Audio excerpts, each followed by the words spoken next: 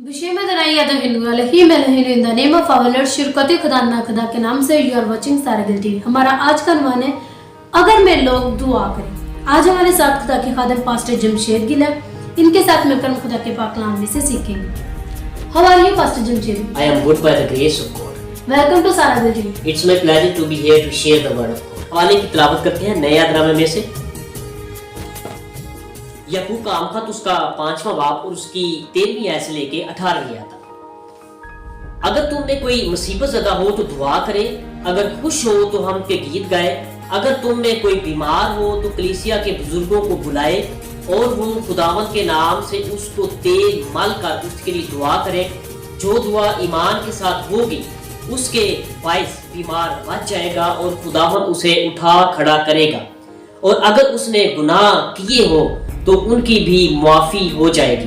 बस तुम आपस में एक दूसरे से अपने अपने गुनाहों का इकरार करो और एक दूसरे के लिए दुआ करो ताकि शिफा पाओ। रास्तबाज की दुआ के असर से बहुत कुछ हो सकता है। एलिया हमारा हम तबीयत इंसान था, उसने बड़े जोश से दुआ की कि मी ना बरसे। चुनाचे 3.5 बरस तक जमीन पर मी ना बरसा। फिर उसने दुआ की तो आसमान से पानी बरसा और जमीन में पैदावार हुई। आमीन। और इस आयत के अंदर जहाँ पे हमने ये पढ़ा कि फिर उसने दुआ की तो आसमान से पानी बरसा और जमीन में पैदावार हुई। इसी तरह किताब मुकद्दस में यहाँ पे हम ये पढ़ रहे हैं कि एलिया जो था वो हमारा हम तबीयत इंसान था, हम जैसा वो इंसान था, लेकिन उसने जोश से दुआ की, पूरे ईमान के साथ दुआ की और मी जो है वो बरसा नहीं, यानी 3.5 बरस तक जमीन पर मी नहीं बरसा।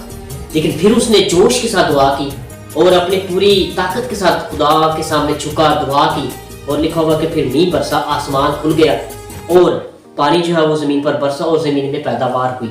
इसलिए हमें खुदा के पाक कलाम की रोशनी में दुआ के बारे में सीखना चाहिए, क्योंकि यहाँ पे एक और बात हम पढ़ते हैं कि रास्तबाज की दुआ के से बहुत कुछ हो सकता है।